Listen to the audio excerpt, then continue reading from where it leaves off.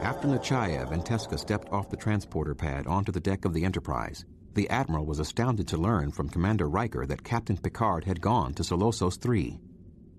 "I salute the captain's initiative, but he's not the one I would have risked on that mission." Nechayev quickly introduced Teska to Riker, then proceeded. "Commander Riker, there is a civilian runabout just a few hours behind us. I want them to dock immediately on your shuttle bay, before the Romulans can get a hold of them." Riker nodded. Then, as he led them out of the transporter room, he told them about the recent spacewalk near the rift. "We think we're ready, Admiral, to go even deeper into the rift, which Counselor Troy thinks is related to the Gemworld rift." Nechayev scowled as they neared the turbolift. "Really, all I want to know, Commander, is how are we going to get that Genesis box off the Javlik?" Soon the trio entered the observation lounge where the senior staff was meeting, including Geordi LaForge, who had recovered from his ordeal on the spacewalk. The Admiral sat at the head of the table and folded her hands.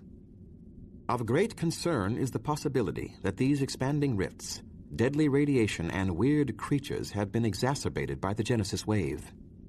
Starfleet reports that they've gotten worse with every demonstration of the so-called Orb of Life. But the relationship between Genesis, the Orb of Life, and these rifts must be proven one way or another before we risk everything to stop Yorka in the demilitarized zone. Your captain isn't here to help us get the Genesis emitter away from the Romulans, one way or another. If we had it, we could test it and we could verify with our witnesses that the Orb of Life really is a Genesis device. But fortunately, I have also had some dealings with Commander Kalina. How is her health?" The Enterprise officers glanced at each other, a bit confused. Riker broke the silence.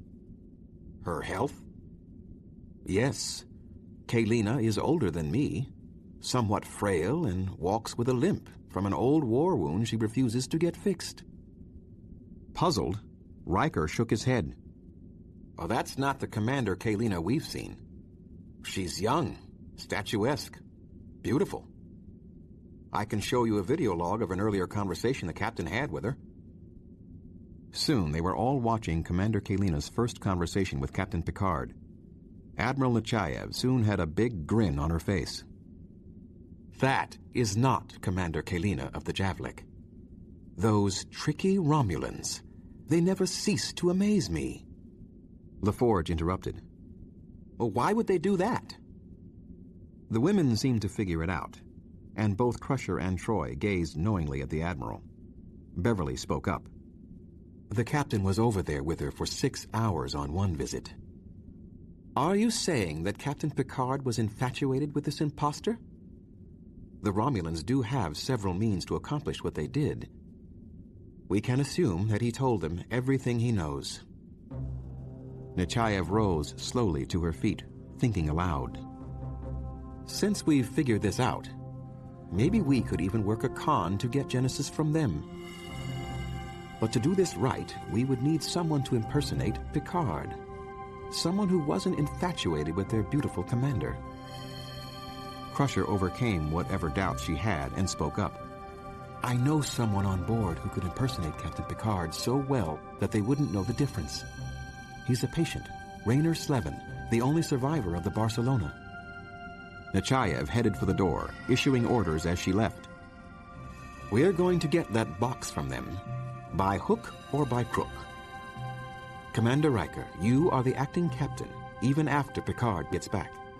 And when the runabout gets here, let it slip on an open channel that Reimal is with them." With that, Nechayev led Dr. Crusher out the door.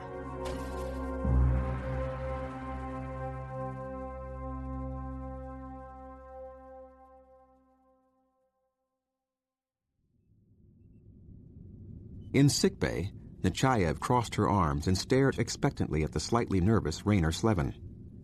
Then she turned to Beverly Crusher. "Before I put much faith in a medical side effect, Doctor, I've got to see it in action." Crusher reached into her desk drawer and pulled out a photo of Captain Picard, which she handed to the Antosian. He looked at the photo and smiled. Can you turn away for a moment? Watching me do this is like Well, it's like watching a person get dressed. You want to see the end result, not how I got there. Nechayev motioned to Crusher to turn around. Not long after, Slevin spoke to them in a voice that sounded like Captain Picard's. "You can turn back." Before them stood Captain Picard in an oversized uniform with the wrong rank, but Captain Picard nevertheless. Nechayev studied him closely. "This is excellent. And you can maintain this facade for how long?" "Indefinitely, as far as I know." "Practice hard with the doctor to get this impression down, and we'll meet again later." With that, Nechayev marched out the door.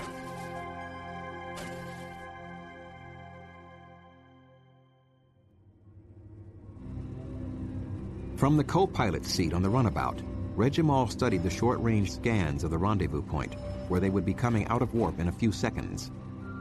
A Dideridex-class warbird. It has a cloaking module I helped design. Chelok was gazing worriedly over Reimal's shoulder. "I don't like the odds. We've got to lower shields to dock inside the Enterprise, and so do they." Reimal nodded. "It might be a good idea to transport the crew off the runabout as we come in, as long as the shields are down." Reimal moved to the transporter console and sat down. The pilot reported. "The Romulans are hailing us, telling us to go away." The pilot glanced at his readouts and squirmed in his seat. "The Sequoia is taking matters into their own hands. They're powering up phasers." Suddenly, the small vessel was jolted, and Reimal nearly fell out of his chair. Twisting, straining her thrusters, the runabout began to slip toward a massive Romulan warbird. "There's a tractor beam on us!" An expanding blue beam shot from the Sequoia and swept over the Javlik, giving the Romulan vessel a severe blow. The runabout broke free and careened toward the Enterprise. The Romulans retaliated with a brace of quantum torpedoes. The Sequoia maneuvered to insert itself between the warbird and the Enterprise. As soon as the Sequoia was in place, she raked the Javlik shields with an array of multiple phaser beams and kept the Romulan ship at bay. Reimal announced in the runabout, "Enterprise, shields are down. And now ours are down. The doors are opening. Brace yourselves." The Romulans unleashed a phaser attack of their own. The Sequoia's shields took the brunt of it. Sparks flew everywhere in the runabout's cabin. But somehow the quivering, quaking runabout held together long enough to spin like a wounded duck through the open shuttle bay doors. Chelok was still screaming when the craft finally came to a complete stop. He rushed to the pilot and kissed him on his partially bald head. "Great job! Beautiful flying! Pop that hatch!"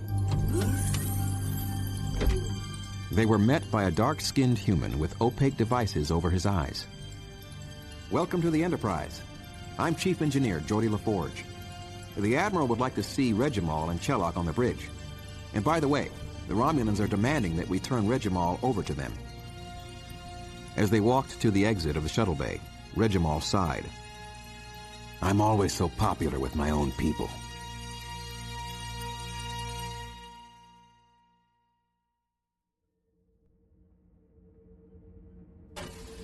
When LaForge, Reimal, and Chelok stepped off the turbolift onto the crowded bridge of the Enterprise, a tight-lipped, bald-headed human stood before the viewscreen addressing his attractive counterpart on the Javlik. "I'm sorry to have displeased you, Commander Kalina, but there wasn't any reason for you to fire at the runabout. That vessel belongs to a peaceful trade commission from Romulus and was stolen by an infamous criminal named Reimal. We demand that you hand him over immediately." The captain looked shocked. "He is here under the personal invitation of Admiral Nechayev on the Sequoia. Please, Kalina, if you and I could get together and talk about this privately." A slight smile graced the beautiful commander's face. "You may come over, Captain Picard, if you bring Reimal with you." The captain could barely contain his joy at this point. "We also have a prisoner from your trade delegation." Kalina nodded curtly. "Just yourself and the two prisoners." The transmission over, the captain heaved his shoulders in relief and smiled shyly. Reimal frowned at the engineer, LaForge. I'm not sure I like being handed over so cavalierly to people who want to kill me. LaForge smiled. That's not really Commander Kalina. But it's okay, because that's not Captain Picard either. Then LaForge led Reimal and Sherlock to the observation lounge, where they soon found themselves seated around a large conference table, flanked by a stunning view of the warbird Javlik through the viewport. Admiral Nechayev hovered around Captain Picard as if he were a valuable work of art, which might be stolen at any second. She turned to Reimal and gave him a wry smile. "Welcome, old friend.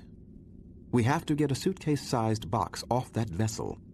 Where do you think they would store something so valuable?" "The commander's quarters. On that vessel, the commander has an impressive vault with dampening fields so you can't transport anything out." Nechayev leaned forward, her palms resting on the table. "They've just given us a window to get a team aboard. 3 people."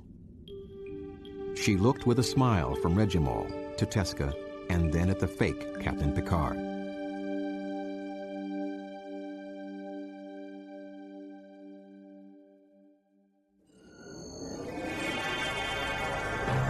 As soon as the 3 visitors from the Enterprise materialized in the transporter room of the Javlik, Captain Picard dropped into a crouch and waved a detonator in the faces of numerous helmeted security officers.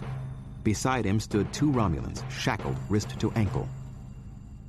On the chests of each groggy prisoner was a blinking red device, and Picard pointed ominously at them. "Those are shaped explosive charges, and this is the detonator. Do what I say, or I will destroy us all, I swear." Picard looked in vain for a face in the stunned crowd. "I don't see Kalina here. Bring her to this transporter room alone, or I will kill them." This episode was especially galling for the real Commander Kalina, who stood in the shadows at the back of the transporter room. She barked an order and was the first one out the door, with the others dutifully following her. Once in the corridor, she stationed a number of Centurions to keep watch on the transporter room, although she didn't know that Reimal had already slipped through the bulkhead and was listening to her every word. "Summon the Elysian. When this is all over, I will take Picard as my own." Then the diminutive officer pointed at 2 more helmeted Centurions. "Go double the guard on my quarters." Reimal quickly eased through the bulkhead and back into the transporter room. When the door suddenly slid open, the imposter Picard rose to his feet.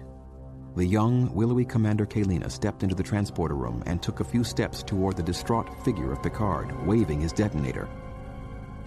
A hand descended from behind her, applying pressure to certain nerves. With a surprised blink, the stunning Elysian fell to the deck. After rendering her unconscious, Teska quickly turned the actress over so that Raynor could get a good look at her. He was already stripping down to change into a Romulan commander's uniform. Now I've got to play an Elysian female playing a Romulan female whom I've never met. Turn away, please. Reimal, though unseen, spoke up. "I'm leaving. I'll see you at the loot." After Reimal left for the commander's quarters, Teska dragged the unconscious Elysian to the transporter platform. Raynor, now a duplicate of the beautiful commander, joined them. Although shields were up, making it impossible to beam on or off the Javlik, there was nothing preventing them from beaming anywhere inside the ship. Just as the Romulans forced the transporter room door open, the intruders disappeared and arrived in a storage room on level 4, the traditional deck for the officers' quarters. Fortunately, thought Teska, the Romulan transporters didn't store used coordinates due to secrecy concerns. Leaving the Elysian, Teska and Raynor, who still looked like the young Kalina, strode into the corridor. It was easy to spot the commander's quarters because of the extra guards standing about. They were supposed to receive a signal from Reimal if he had gotten the Genesis emitter, but so far it only looked like chaos in the corridor. Then they heard his voice next to them. "Stop here. The commander's vault has got a double vault inside of it, which is too small for me to enter. We've got to blast it." Raynor Slevin had an idea. "Bring me pictures of the real Commander Kalina from her quarters. We'll meet you in the storage room." A minute later, the three of them were back in the storage room, and Reimal handed Raynor a collection of holographic photos. The Antosian studied the photos of the venerable commander. Then he exploited his side effect. Soon, Reimal and Teska faced a rather dumpy, older Romulan female who looked like the real Commander Kalina. They moved into the corridor, and many in the crew stopped to salute Raynor, which was a good sign. They strode up to the guards at the commander's quarters. Open the door. After one of the guards finally responded and opened the door, the fake Kalina gave them another order as she brushed past them. We have to defend engineering. All of you, report to engineering. Do it! As the door slid shut behind them, Reimal rushed toward a nondescript curtain near the door to the lavatory. He yanked it aside, revealing a large rectangular panel, which looked innocuous until one realized it was several centimeters thick, and the only lock worked by thumbprint. Reimal took off the bomb he had been wearing as a ruse, only now it was to be used for real. With a pained expression, he placed the charge in Teska's hand. Now I must go lower the Javelek shields while you secure the device. If the Enterprise is alert, they will beam us back the moment they see the Javelek shields go down. But how will I know when you've got the booty? Teska looked at him as if it were obvious. You will feel the effects of the detonation. Reimal smiled. Right. See you back at the Big E. A second later, he was gone, and Teska began to rig the charge on the outer wall of the vault. Do not move. Teska turned to see a Romulan disruptor leveled at her head. Holding it was an elder Commander Kalina. Teska was surrounded by twinkling transporter beams, with armored Centurions materializing in every square meter of the elegant sleeping quarters. In her opulent quarters, Commander Kalina waved her disruptor at Teska's head. Seize her, but don't kill her. Teska fought hard against them. Suddenly, they started to collapse all around her. She looked up to see Commander Kalina mowing them down with a disruptor. Teska realized the commander was her comrade, Raynor Slevin, who apologized. When they started beaming in, I figured I'd better pretend like I was on their side. Working with a measure of urgency, Teska finished attaching the bomb to the vault door. When they had put as much distance and obstacles between them and the vault as they could find, they hunkered down and Teska pushed the button. Teska leaped over the smoldering barrier and feverishly dug in the rubble. By the time Raynor joined her in the blast hole, he had reverted back to his normal appearance. They finally found a scorched and slightly dented box underneath. An explosion shook the door, and the Romulans stormed the commander's quarters. Just as red disruptor beams streaked through the quarters, Teska felt the tingling of the transporter taking her and Raynor back to the Enterprise. When they arrived, Teska looked in vain for Reimal. Suddenly, a disembodied hand tapped her on the shoulder. It's okay. I'm here. Teska held up the prize in triumph. Reimal's wavering likeness solidified into view, and he was grinning. Nice working with you. Let's bring the loot to the Admiral.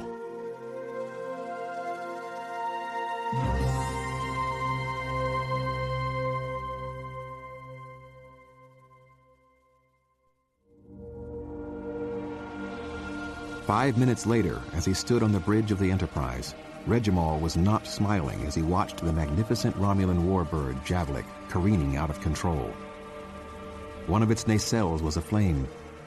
Tiny fires burned all over her glistening green hull, and it looked like acid eating away at the corpse of some fantastic bird. He looked at Nechayev. Did you have to do this? The Admiral bowed her head. I'm sorry. We asked them repeatedly to surrender, but they kept firing. Data looked up from his console. The Javelek is going into the rift.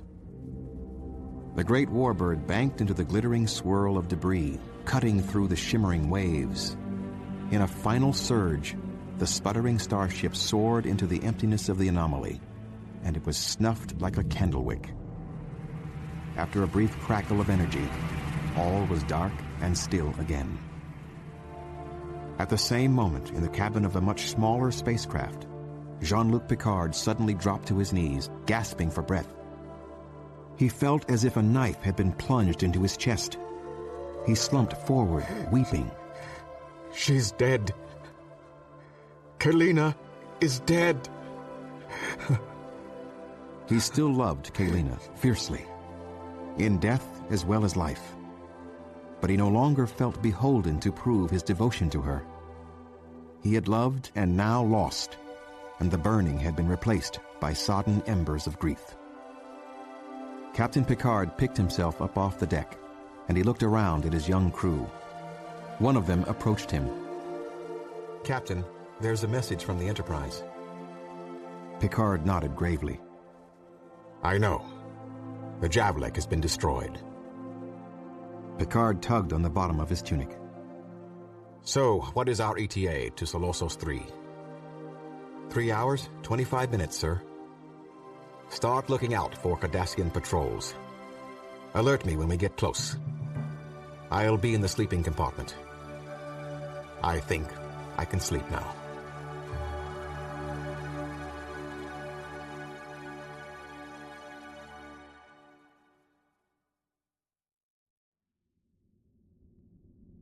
In the Enterprise's observation lounge, Commander Riker and Teska watched as Admiral Nechayev paced in agitation. We have a little over a day left, and it would take a day to send another ship to Solosos 3. Riker sighed. Well, the Enterprise is too damaged, but we should send someone to back the captain up. We could speed up repairs on the runabout, but we haven't got anybody who can legally travel in the demilitarized zone. Teska almost smiled. Incorrect. You have a Ferengi on board. Riker nodded. Ah, yes. I forgot about Shellock.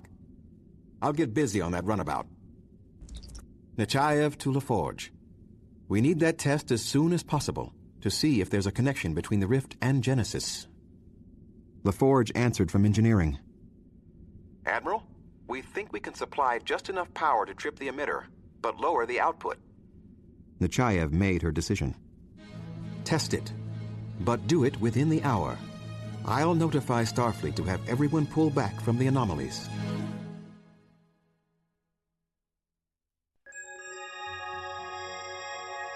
With their small shuttlecraft parked behind them, and the Sequoia monitoring them from a safe distance, Geordi LaForge and Data trudged across the fine gray sand of a nameless asteroid in the Rix system.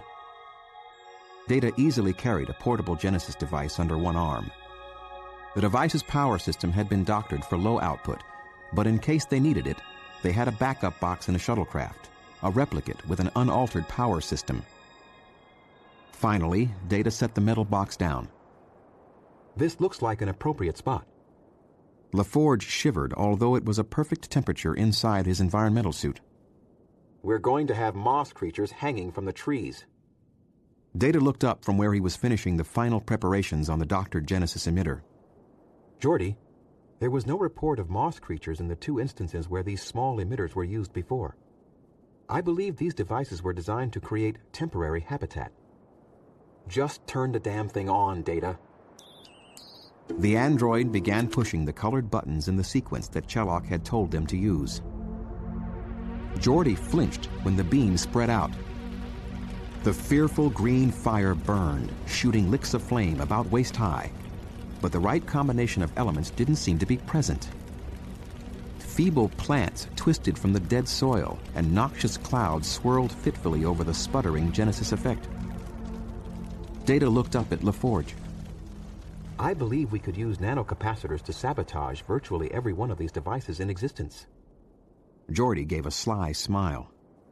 Well, now that we've made it safe to play with, we can try all kinds of things.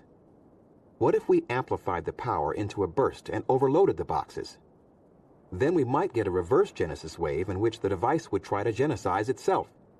It could end up pulling Genesis energy back through the rifts. Data nodded his agreement. But first, Geordi, let us see how this experiment turned out.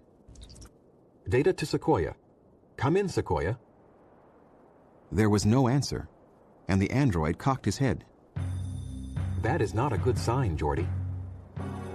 He picked up the spent Genesis emitter and dashed back to the shuttlecraft. LaForge arrived 2 minutes behind him, panting heavily. He found the android in the pilot seat, going over screen after screen of readouts. Geordi, the rift has grown so large that it swallowed the debris field. Let's get out of here, Data. Data glanced back at the unused Genesis device in the rear of the craft. We must return to the Sequoia and talk to Admiral Nechayev about another experiment. Geordi gulped. What I suggested was only hypothetical.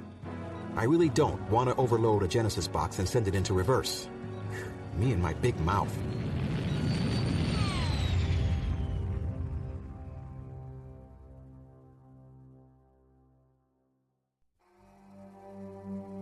The tether stretched 2 kilometers. At the far end was a shuttlecraft manned by Data, and at the leading end was Deanna Troi wearing a Brahms radiation suit. She gripped the handles of her jet sled and cruised slowly toward the immense blackness. Before anyone attempted to heal the rifts with a reverse Genesis wave, Admiral Nechayev had agreed that someone had to explore the other side. Their solution had to help both sides and cause no peripheral damage, or the cure might be worse than the disease. Plus, they had to answer the question once and for all. Had an accident brought the 2 dimensions into such perilous contact, or had the incursion from the other side been an attack, as first suspected?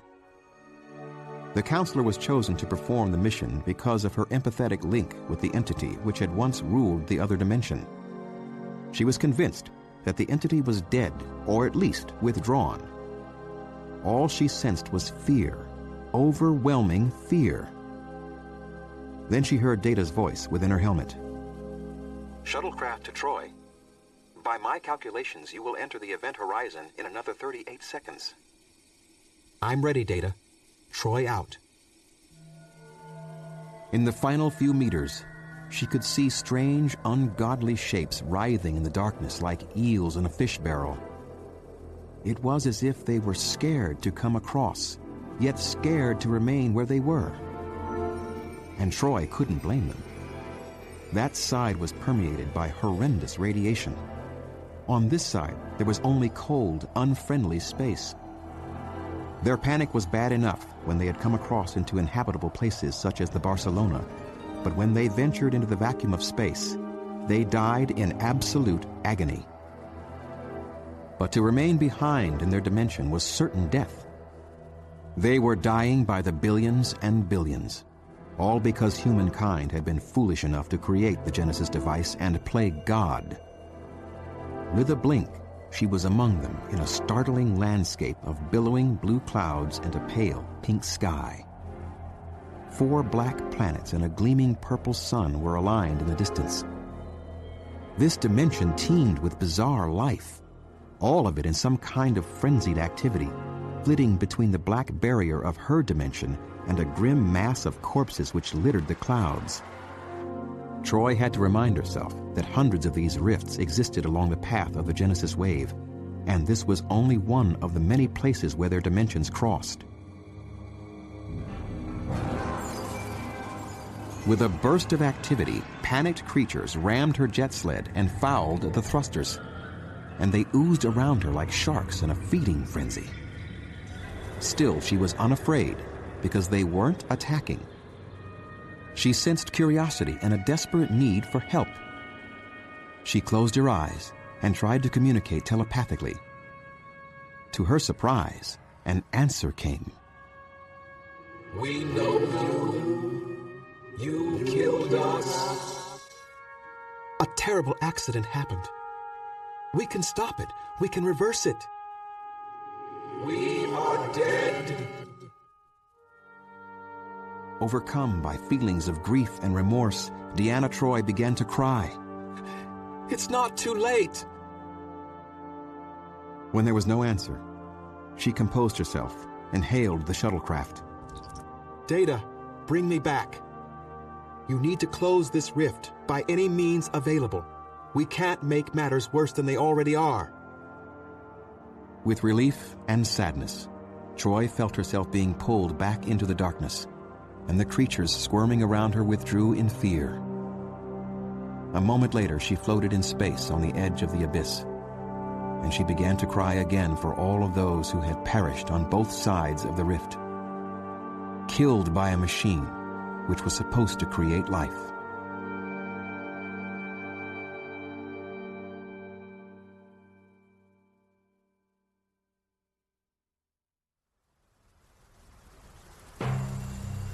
Wearing an environmental suit, Jean-Luc Picard stepped gingerly out of the captain's yacht onto a foggy planet with crystallized dirt and swirling yellow clouds. An acid-filled sleet bombarded him. It was hard to believe that Solosos 3 had once been a thriving Class M planet with a happy colony of Federation citizens. All of that had been destroyed by the Federation itself, and now Solosos 3 was mired in a trilithium winter. It had taken them hours of searching from orbit, but finally they had spotted life signs, about 20 of them. Now time was running out, and Picard wasn't even sure what he was looking for. Picard spotted one of his young crewmen. They dared not use comm badges to talk to one another, so he walked stiffly toward his companion until they were helmet to helmet. The ensign held up a pad with text on it. New orders. The captain took the handheld device and read it. With surprise, he noted that it was from Data. There were detailed instructions on exactly what he was supposed to do with the network of Genesis devices when he found them. He was to patch into the network, reverse the current, and overload it with as much power as he could muster. As the ensign stole away into the dense yellow fog, the captain slipped the pad containing his instructions into his pocket. Then he took out his tricorder and attempted to locate the life signs they had spotted from orbit.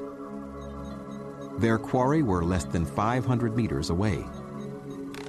He took another step and nearly tripped over a fat electrical cable which looked new, and it led in the direction where the life signs were congregated.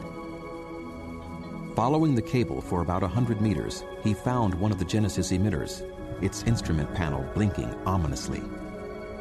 He considered patching into the device right here, but that would no doubt alert Yorka and his party.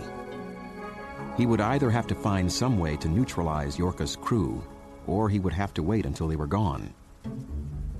Stalking in a crouch, Picard followed the cable until he spotted a shadow in the fog. He instantly threw himself to the ground and inched forward on his stomach to a spot where he could clearly see an armed guard wearing an environmental suit festooned with the insignia of the Bajoran. Picard drew his phaser. The guard dropped to the crusty dirt, and Picard threw his prisoner over his shoulder and carried him back to the yacht. Half an hour later, Picard was wearing the Bajoran environmental suit as he again followed the electrical cable to its source. Ghostly buildings loomed ahead of him in the fog.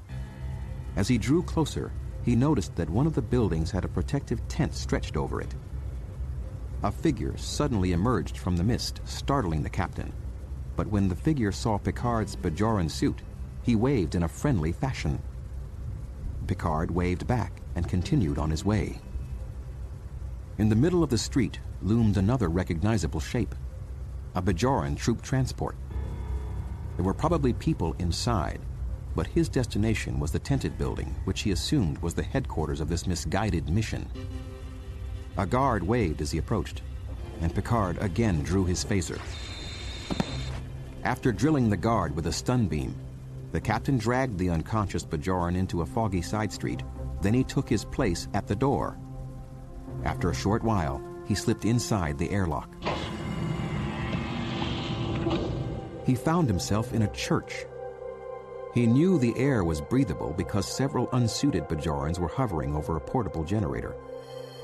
Electrical cables snaked from the machine out every door and window, and a Genesis device blinked ominously in the corner. A heavy-set Bajoran paced in front of the altar, glancing frequently at his work crew. A young blonde woman lounged in the pew in the front row, calmly filing her nails. They had to be Vedic Yorka and Cassie Jackson. Picard thought it was hard to believe that these blundering fools were about to shred the fragile curtain between dimensions, but possessing Genesis made them the most dangerous force in the galaxy. Vedic Yorka sighed impatiently.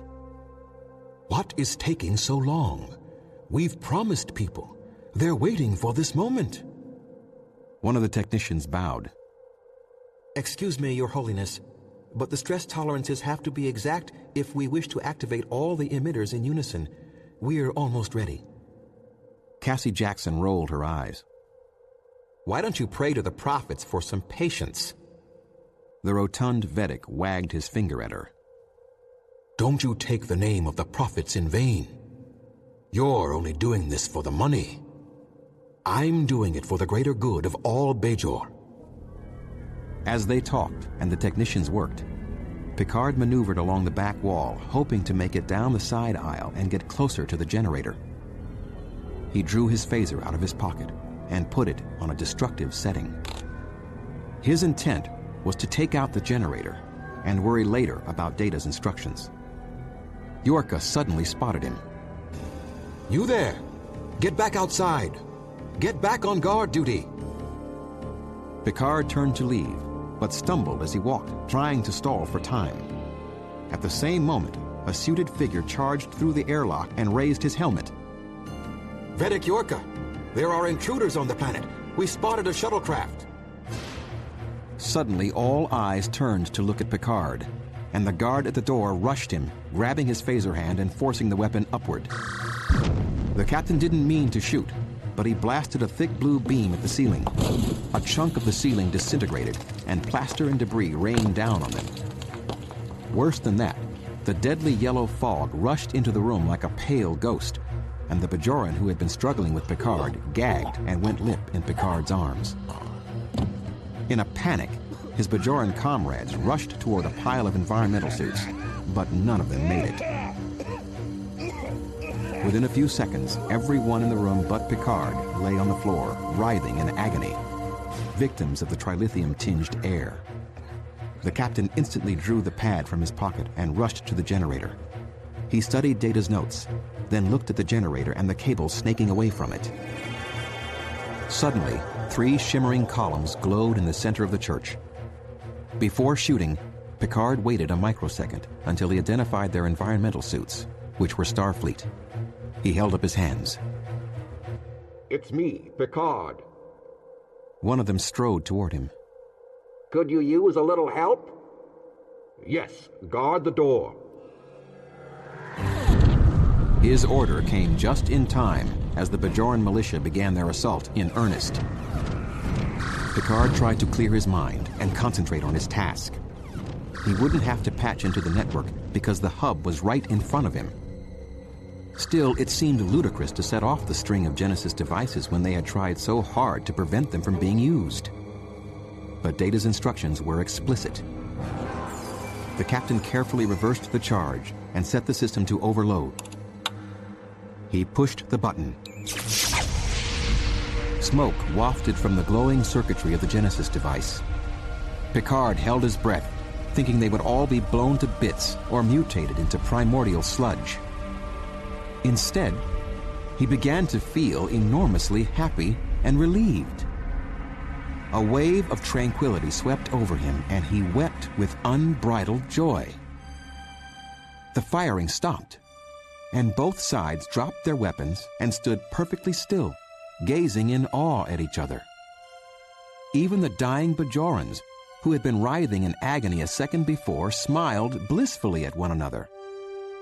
Throughout the galaxy, in the depths of the oceans, in grimy caves, in palaces and prisons, in starships and star bases, every form of life, from Melkotians to amoebas, experienced one shining moment of peace. All living things felt connected, part of a single wonderful creation. What has happened? Picard turned to see Vedic Yorka crawling toward him, his eyes begging for understanding. Picard went to the Bajoran, knelt down, and put a hand to his feverish brow. You have done this, Vedic. With the orb of life, you have brought peace to the universe. The joyous smile which graced the monk's face brought another round of tears to Picard's eyes. A second later, Vedic Yorka was dead. Picard looked up to see Cassie Jackson staring at him. She smiled as innocently as a child as life ebbed from her body. Without saying anything, the Bajarans began to collect their dead. One of the Starfleet officers approached Picard and offered him a hand. When he stood up, the captain got a good look at his rescuer for the first time, and he was surprised to see it was a Ferengi. Good thing you started blowing things up, or we never would have found you. Ready to go home?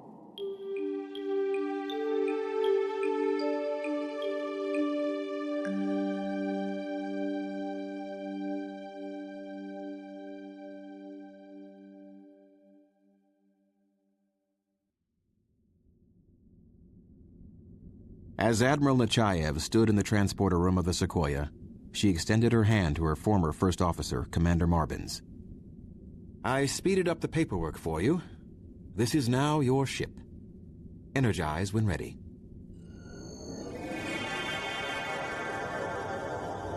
A moment later, she stood on the much smaller bridge of a runabout, facing the Romulan Reimal and the feisty Ferengi, Chelak.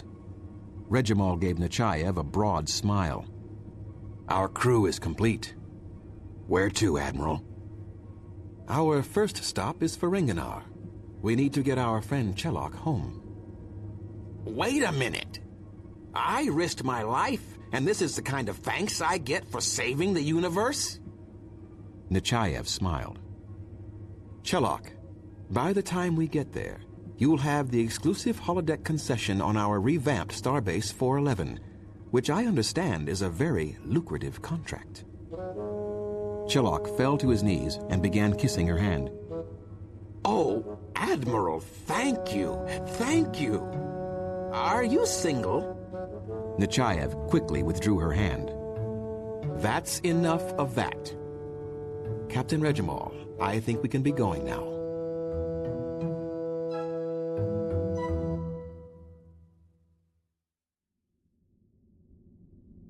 Aboard the Enterprise, Beverly Crusher sat near Captain Picard in his quarters, doing her best to make him feel better. Jean-Luc, prisoners have been released everywhere. It's a new dawn of peace and understanding. Even the Romulans have volunteered to destroy their Genesis emitters after what's happened. Picard shook his head in sadness. Truthfully, the pain of Kalina's death still hurts me, Beverly. No matter how or why I was in love with her, I really loved her. I would have killed for her. Betrayed Starfleet. Whatever you can think of, I would have done it. In one way, I'm grateful, because I never knew I could love like that. Beverly smiled. I was more shocked before, but now I'm really jealous. He gave Beverly a tender squeeze and a sly smile. I'm still in a romantic mood, Doctor.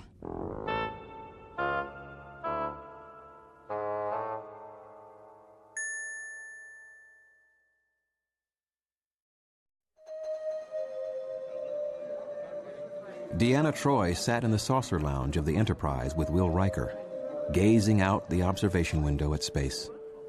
Just space.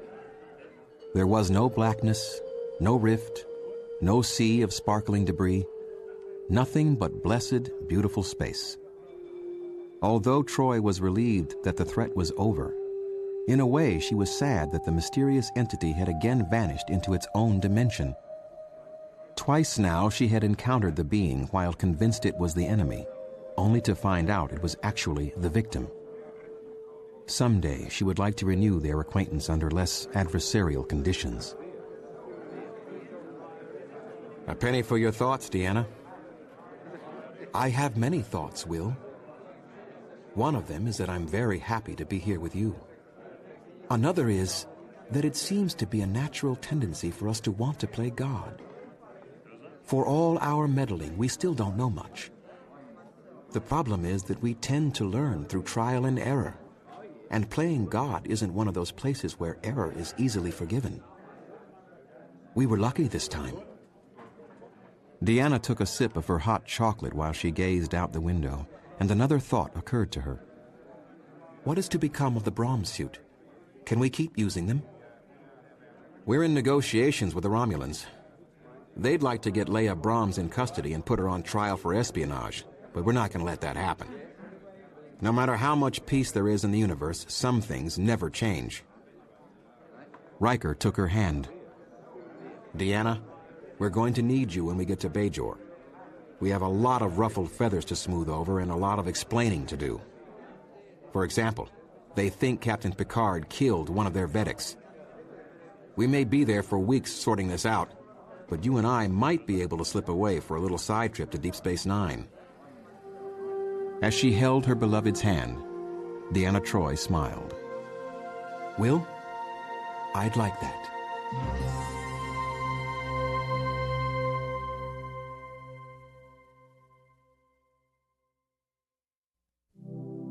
On the planet Vulcan, two solitary figures stood on a foreboding mountaintop, overlooking an arid, copper-colored plain, which was bubbling with lava pools. One of them was dressed in the regal scarlet and beige robes of a priestess, and the other wore a simple monk's garment. It had taken the better part of a day to climb to this isolated place, but Teska felt she had to make the trek. It was a place where she and Hasmek had come often to meditate and make love. The priestess took the hand of the Romulan beside her and motioned across the expanse of the rugged plain. Do you like it, Jarrett? It is called the Valley of Everlasting. Yes, I do like it. I'd always heard that Vulcan was an ugly planet, a barren wasteland. But this is beautiful. Teska took a deep breath and continued. This valley is old, eroded, and beaten down. Yet the lava replenishes, creates, and makes it new again. This is a place I came often with my mate. Jarrett hung his head and averted his eyes. He tried to pull his hand away, but Teska squeezed it all the tighter. In our beliefs, Jarrett, the Katra is our soul, the essence of our being. Just before death, a Vulcan uses the mind meld to entrust his Katra to a loyal friend so that he can share it with the departed's loved ones. I know that neither you nor Hasmek are Vulcan, and have no training in this. But yet when we melded, I sensed that Hasmek's death made a deep impression on you. It was not just a memory, but an event which represented much of what was wrong in your life.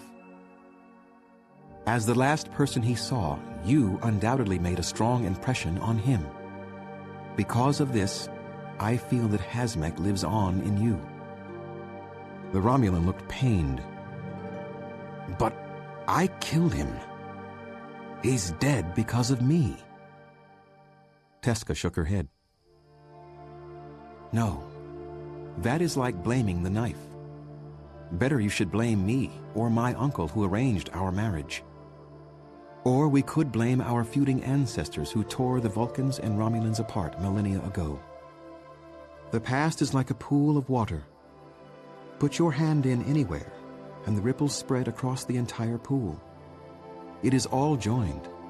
There is no way to separate one event from the other. Now Jarrett gripped her hand and looked plaintively into her eyes. I want to make it up to you, Teska. I want to make it up to everyone I've harmed. She nodded with understanding. Like this valley, we constantly reinvent ourselves. You, Jarrett, are not the same person who killed Hasmek, and I am not the same person who married him. We spent a great deal of time apart, which both of us saw as normal. In hindsight, I am uncertain of the wisdom of that. Being apart made both of us weaker. It doomed Hasmek.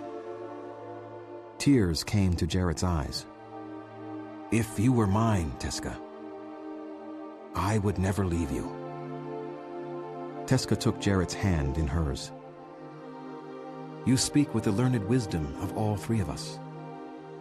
Now look into my eyes, and I will speak the ancient ritual of grief and loss. Only Hasmek is not lost. He has been found.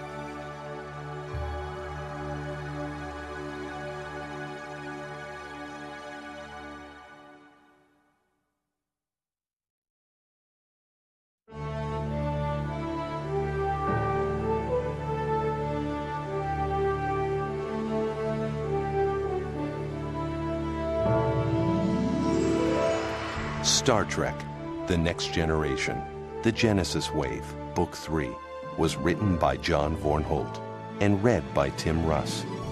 It was abridged for audio by George Truitt. It was recorded at Wild Oaks Recording in Sherman Oaks, California. Digital editing by Jeff Thomas of Wild Oaks Recording. Sound design, production mix, and mastering by Gary Fink. Original music was composed by Carl Schurtz, Eve Beglarian, Carl Sharif, Richard Emmett, and Sam McCallie. The associate producer was Jessica Cassidy. Additional production assistance provided by Nicole Findell.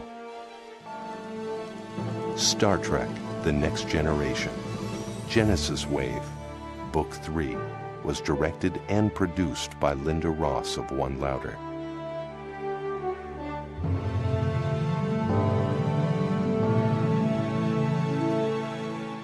This has been a presentation of Simon & Schuster Audio.